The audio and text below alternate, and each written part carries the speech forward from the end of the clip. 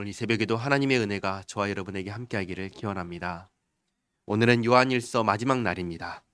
13절 말씀을 보시면 내가 하나님의 아들의 이름을 믿는 너희에게 이것을 쓰는 것은 너희로 하여금 너희에게 영생이 있음을 알게 하려 함이라.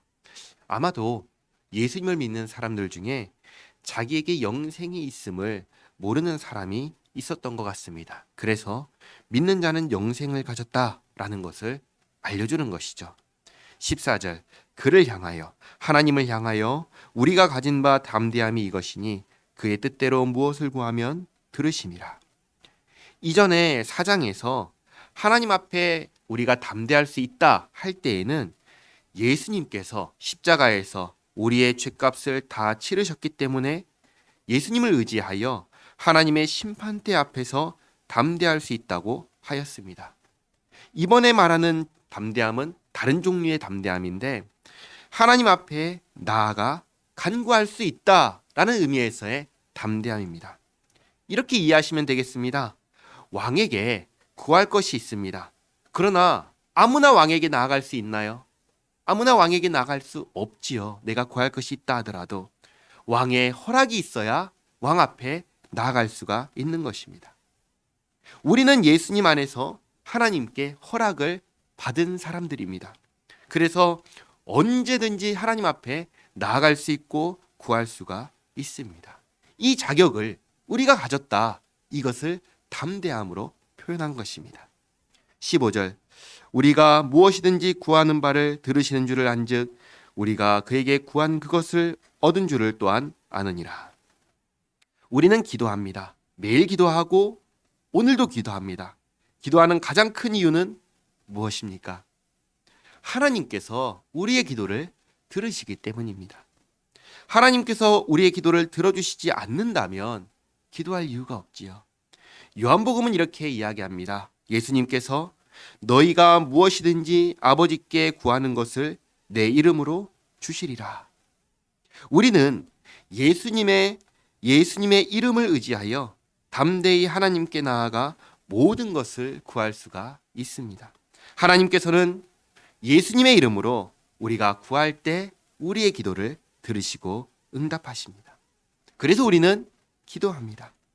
특별히 요한일서는 무엇을 위해서 기도하라고 하시냐면 16절 누구든지 형제가 사망에 이르지 아니하는 죄 범하는 것을 보거든 구하라. 그리하면 사망에 이르지 아니하는 범죄자를 위하여 그에게 생명을 주시리라.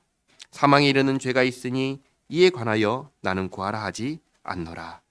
모든 불의가 죄로 돼 사망에 이르지 아니하는 죄도 있도다. 하나님께서 요한일서에서는 특별히 우리에게 이것을 위해서 기도하라고 하는데 16절과 17절을 보시면 사망에 이르는 죄가 있고 사망에 이르지 않는 죄가 있다고 합니다.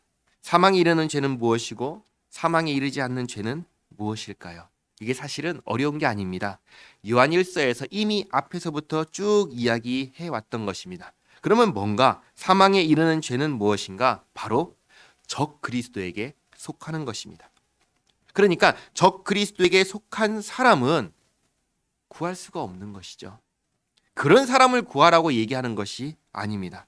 그러나 적 그리스도에게 속하지 않은 사람 중에서 적 그리스도에게 속하지 않은 사람은 누구에게 속했어요?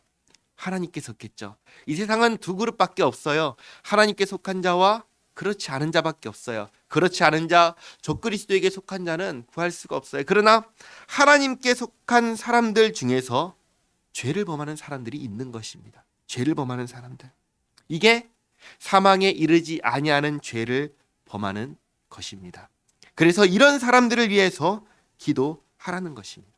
18절에 또 이렇게 말씀하시죠. 하나님께로부터 난 자는 다 범죄하지 아니하는 줄을 우리가 아노라.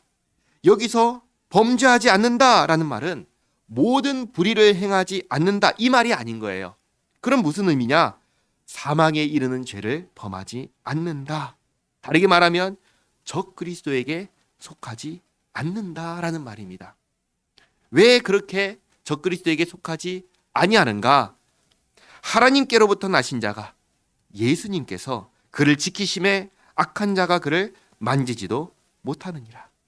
만지지도 못한다는 말은 건들지 못해. 이게 아니라 소속을 바꾸게 하지 못한다는 것입니다. 다르게 말하면 적그리스도에 속하지 못하도록 하신다. 예수님께서 붙잡아 지켜주신다. 그 이야기를 하는 것입니다.